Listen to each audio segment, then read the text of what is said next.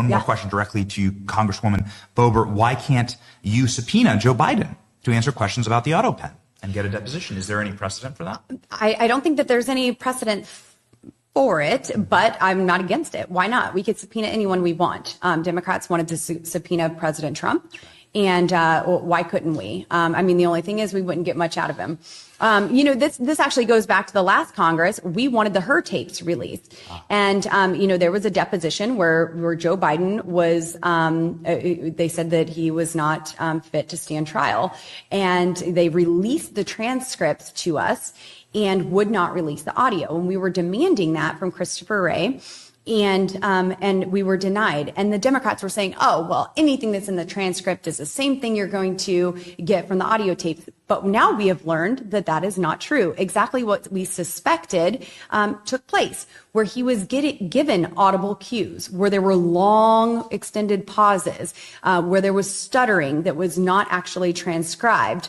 And so this would have proved further our accusations of his cognitive decline. And that's when he was still running for president.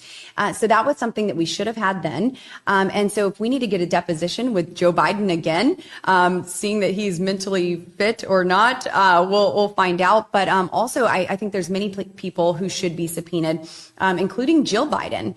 You know, we could bring Hunter Biden back in. You know, might have to sober up for a minute. It was a really hard week for him, you know, to come in clean and, you know, get it all out, but, you know, bring him back in. And then, of course, the chiefs of staff that were at the White House as well, those folks that were actually acting more as president than Joe Biden ever did. But again, we aren't running against Joe Biden in these next elections. But it is important to, A, expose any fraud that was taking place with an autopen and see if these documents are valid any longer. And B, prove that Democrats will lie to you at all costs to have power.